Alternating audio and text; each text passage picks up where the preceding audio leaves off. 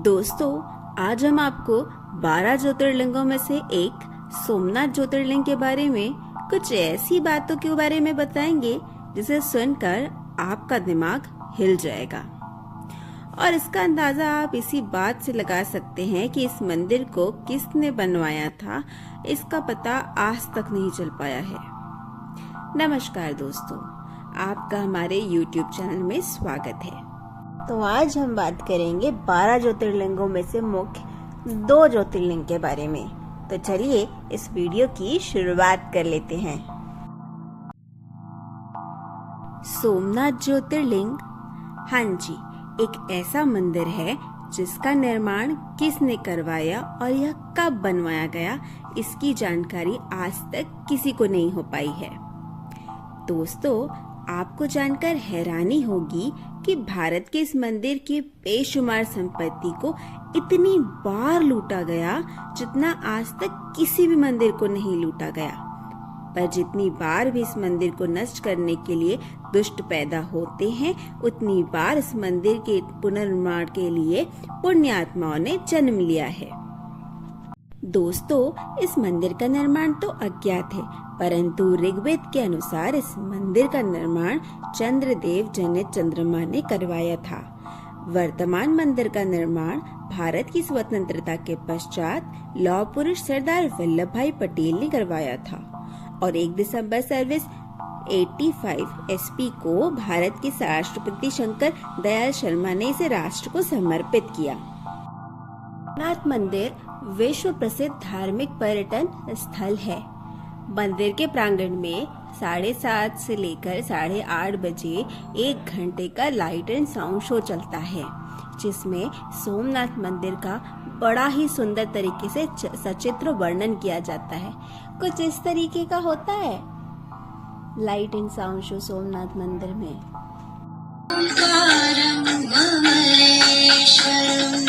युग बीतते गए, चीजें बनती और बिगड़ती गईं, मगर ईश्वर की आराधना हमेशा यहाँ होती रही। भगवान, भक्त। आपको जानकर हैरानी होगी कि भगवान श्री कृष्ण ने अपना देह त्याग भी यहीं किया था और इसी कारण से इस क्षेत्र का और भी ज्यादा महत्व बढ़ गया है। इस स्थान पर बड़ा ही सुंदर श्री कृष्ण का बहुत सुंदर मंदिर है। अरब यात्री अल बरूनी ने अपनी यात्रा वृत्तांत में इसका वर्णन किया है। इससे प्रभावित होकर महमूद गजनी ने सन 1024 में सोमनाथ मंदिर पर हमला करवाया। उसने यहाँ से 20 लाख दिनार की लूट की और आर्थिक शेडिंग को विखंडित कर दिया। इसके बाद प्रतिष्ठित किए गए शिवलिंग को 1300 में अलाउद्दीन की सेना ने खंडित किया। इसके बाद भी कई बार मंदिर के शिवलिंग को खंडित किया गया। दोस्तों, इस मंदिर के प्रांगण में एक स्तंभ है जिसे बाण स्तंभ के नाम से जाना जाता है। यह बाण स्तंभ एक दिशा दर्शक स्तंभ है जिसकी ऊपरी सिरे पर एक तीर बनाया गया है जिसका मुख समुद्र की ओर है। समुद्र बिंदु से दक्षिण ध्रुव तक की सीधी रेखा में एक भी अवरोध या बाधा नहीं है। असल में इसके कहने का मतलब ये है कि सीधी रेखा में कोई पहाड़ या भूखंड का टुकड़ा नहीं है। अब सबसे बड़ा सवाल यह है कि क्या उस काल में भी लोगों को यह जानकारी थी कि दक्षिण ध्रुव कहाँ है और धरती गोल है? कैसे उन लोगों ने इस बात का पता लगाया होगा कि बाण तक से की सीधी रेखा में कोई बाधा नहीं है, जबकि आज तक के लिए लोगों के लिए ये एक रहस्य ही बन गया है। दोस्तों, यह भी एक रहस्य ही है कि आखिर यहाँ से दक्षिण ध्रुव तक का रास्ता क्यों दिखाया गया है और आखिर सोमनाथ मंदिर में दक्षिण ध्रुव का क्या संबंध है। यह रहस्य आज तक अनसुलझे हैं। दोस्तों, आपके मन में भी ये सवाल उठ रहा होगा कि आखिर सोमनाथ मंदिर का नाम सोमनाथ कैसे पड़ा।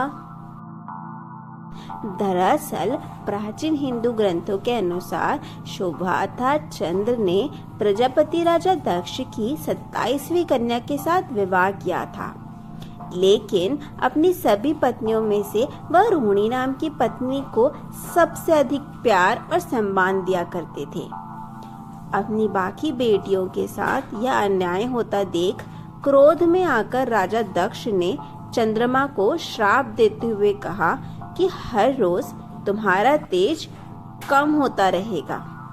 इस श्राप के फलस्वरूप हर दूसरे दिन चंद्रदेव का तेज कम होने लगा। इस पर से चंद्रदेव विचलित हो गए और उन्होंने भगवान शिव की आराधना शुरू कर दी। और जब भगवान शिव चंद्रदेव से प्रसन्न हुए तो चंद्रदेव ने उनसे श्राप का निवारण करने की प्रार्थना की।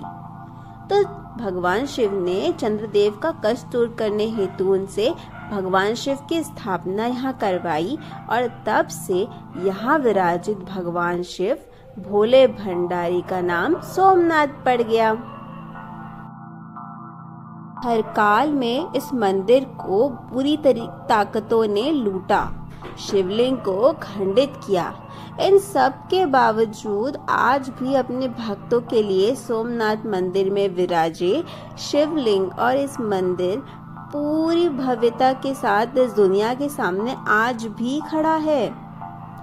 यह मंदिर उन सभी बुरी ताकतों के लिए एक मिसाल है और सबसे बड़ा उदाहरण है जो यहाँ दर्शाता है कि आखिर कितना भी अंधेरा हो, जीत हमेशा उजाले की ही होती है और चाहे कितनी भी बुराई हो, जीत हमेशा सच्चाई की ही होती है। तो चलिए अब हम आगे बढ़ते हैं हमारे अगले ज्योतिर्लिंग की तरफ, जो है नासिक का त्रयंबकेश्वर ज्योतिर्लिंग। त्रयंबकेश्वर एक प्राचीन हिंदू मंदिर है जो भारत में नासिक शहर से 28 किलोमीटर और नासिक रोड से करीब 140 किलोमीटर की दूरी पर है। त्रयंबकेश्वर तहसील के त्रयंबक शहर में बना हुआ है। यह मंदिर शिव जी के इन 12 ज्योतिर्लिंगों में से एक है, जिन्हें भारत में सबसे पवित्र और वास्तविक माना जाता है। हम बाकी सब ज्योतिर्लिंग की सबसे असाधारण बात तो यह है कि इसमें 3 मुख हैं, एक भगवान ब्रह्मा, एक भगवान विष्णु और एक भगवान रुद्र। इस लिंग के चारों ओर एक रत्न जड़ित मुकुट रखा गया है, जिसे त्रिदेव की सोने की मुकुट के ऊपर रखा गया है। कहा जाता है कि यह मुकुट पांडवों के समय से यहीं पर है, जिसमें हीरा, पन्ना और कई कीमती रत्न जड़े हुए हैं। इसी मुद्दे सोमवार के दिन 4 से 5 बजे तक दिखाया जाता है। यह मंदिर ब्रह्मागिरी पर्वत की तलहटी में स्थित है। गोदावरी नदी के किनारे स्थित त्र्यंबकेश्वर मंदिर का निर्माण काले पत्थरों से किया गया है। मंदिर की वास्तुकला बहुत ही आकर्षक है। इस मंदिर के पंच को काल सर्प शांति, त्रिपिंडी विधि और नारायण नागबली अधिक पूजा कराई जाती है, जिनका आयोजन भक्तगण अलग अलग मनोकामनाओं को पूर्ण करने के लिए करवाते हैं। इस प्राचीन मंदिर का पुनर्निर्माण 3रे पेशवा बालाजी अर्थात नाना साहब पेशवा ने करवाया था। इस मंदिर का जीर्णोद्धार संसद से बचपन में शुरू हुआ था, जिसका अंत 31 साल बाद 1786 में संपूर्ण हुआ। तथ्यों के मुताबिक इस भव्य प्राचीन मंदिर के निर्माण कार्य में लगभग 16 लाख रुपए खर्च किए गए थे, जिसे उस समय की काफी बड़ी रकम मानी जाती थी। त्रयंबकेश्वर मंदिर एक भव्य इमारत सिंधु आर्य शैली का उत्कृष्ट नमूना है। मंदिर के भीतर एक घर भी है, जिसमें प्रवेश करने के पश्चात शिवलिंग की केवल आंखें दिखाई देती हैं। यदि ध्यान से देखा जाए तो आगे भीतर 11 इंच के 3 रंग दिखाई देते हैं। इन तीनों लिंगों को त्रिदेव यानी भगवान ब्रह्मा, विष्णु और महेश का अवतार माना जाता है। प्रातः काल में होने वाली पूजा के बाद इस पर चांदी का पंचमुखी मुकुट चढ़ा दिया जाता है। मंदिर परिसर में एक कुंड है। कुशावर्त जो नदी गोदावरी नदी का स्रोत है, कहा जाता है कि ब्रह्मगिरी पर्वत से गोदावरी नदी बार बार लुप्त हो जाती थी। गोदावरी के पलायन को रोकने के लिए गौतम ऋषि ने एक हिस्से की मदद लेकर गोदावरी को बंधन में बांध दिया था। उसके बाद से कुंड में हमेशा पानी रहता है। इस कुंड को कुशावर्त तीर्थ के नाम से जाना जाता है। कुंभ स्नान के समय सहवाग खारे इस कुंड में शाही स्नान करते हैं। शिव पुराण के अनुसार ब्रह्मगिरी पर्वत तक पहुंचने के लिए 784 सीढ़ियां बनाई गई है। इससे लोग चढ़ाई करने के उपरांत रामकुंड और लक्ष्मण कुंड मिलते हैं और शिखर के ऊपर पहुंचने पर गौमुख से निकलती हुई भगवती गोदावरी के दर्शन प्राप्त करते हैं। चलिए अब हम आपको त्र्यंबकेश्वर ज्योतिर्लिंग की पौराणिक कथा के बारे में बताते हैं।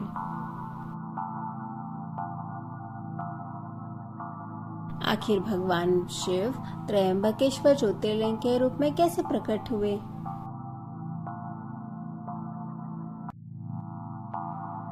एक बार महर्षि गौतम तपोवन में रहने वाले ब्राह्मणों की पत्नियां किसी बात पर उनकी पत्नी अहिल्या से नाराज हो जाती हैं। उन्होंने अपने पतियों को ऋषि गौतम का अपमान करने के लिए प्रेरित किया। उन्होंने उसके लिए भगवान गणेश जी की आराधना से प्रसन्न किया और गणेश जी से वर मांगा कि कुछ करके उन्हें ऋषि गौतम को उस आश्रम से बाहर निकाल दें। गणेश जी को विवश होकर उनकी बात माननी पड़ी। तब श्री गणेश जी ने एक दुर्बल गाय का रूप धारण करके ऋषि गौतम के खेत में जाकर रहने लगे। गाय को फसल चरते वक्त देखकर ऋषि ने तृण लेकर उन्हें हाँकने लगे। उन स्त्रियों का स्पर्श होते ही वह गाय गिर गई और मर गई। उस समय सारे ब्राह्मण एकत्रित होकर गौ हत्यारे कहकर ऋषि गौतम का अपमान करने लगे। ऐसी विषम परिस्थितियों में देखकर ऋषि गौतम ने उन ब्राह्मणों से प्रायश्चित और उद्धार का उपाय पूछा। तो उन ब्राह्मणों ने ऋषि गौतम को उनके उद्धार के लिए उपाय बताते हुए कहा कि तुम पृथ्वी की 3 बार परिक्रमा करो, फिर यहाँ लौटकर 1 महीने तक व्रत करो। इसके बाद ब्रह्मगिरी की 108 परिक्रमा करो, तभी तुम्हारी शुद्धि होगी।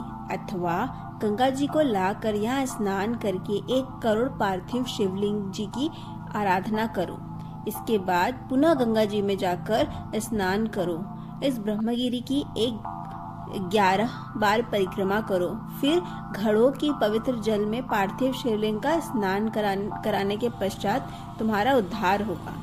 इसके बाद महर्षि गौतम विस्तार अधिकार पूरे अपने पत्नी के साथ पूर्णतः तल्लीन होकर भगवान शिव की आराधना करने लगे। इससे प्रसन्न होकर भगवान शिव प्रकट हुए।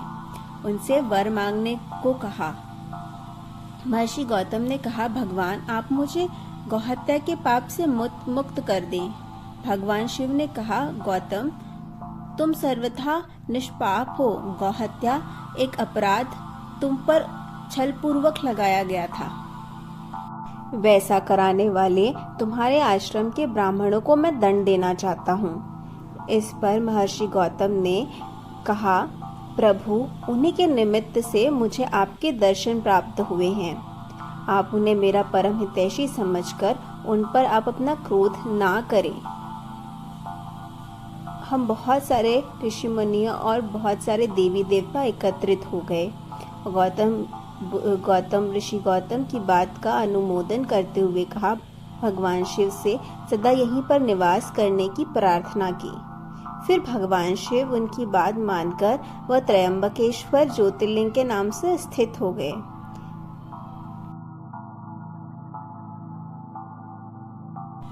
इस मंदिर में जब भगवान शिव की शाही सवारी निकाली जाती है तो वह दृश्य देखने लायक होता है।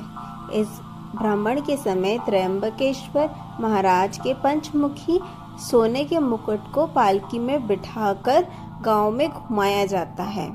फिर कुशावर्त तीर्थ स्थित घाट पर स्नान कराया जाता है। इसके बाद मुखौटे को वापस मंदिर में मिलाकर हीरे जड़ित स्वर्ण मुकुट पहनाया जाता है। यह पूरा दृश्य त्रयंबक महाराज के राज्य विशेष महसूस करता है। इस यात्रा को देखना बेहद अलौकिक अनुभव है। शिवरात्रि और सावन सोमवार के दिन त्रयंबकेश्वर मंदिर में भक्तों का तांता लगा रहता है। यहाँ आने वाले भक्तों की भीड़ समय स्नान करने, आराधना के दर्शन हेतु आते हैं यहाँ लोग, जिसके दर्शन मात्र से मनुष्य के जीवन की सार्थकता महसूस होती है। दोस्तों, अगर आप कभी नासिक जाएं तो त्रयंबकेश्वर मंदिर में दर्शन करने के लिए जरूर जाएं। तो ये थी त्रयंबकेश्वर की कहानी कि त्रयंबकेश्वर मंदिर की उत्पत्ति कैसे हुई, ये ज्योतिर्लिंग कैसे बना। तो इस वीडियो में इतना ही।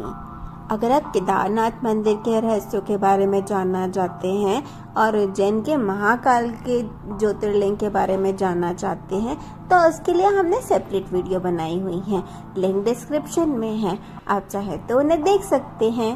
हम बहुत जल्द फिर से मिलेंगे नए रहस्यों के साथ में और नई कहानियों के साथ में। तब तक के लिए हंसते रहिए, मुस्कुराते रहिए और अगर वीडियो अच्छा लगे तो इसे लाइक, शेयर और सब्सक्राइब जरूर करें। Bye bye.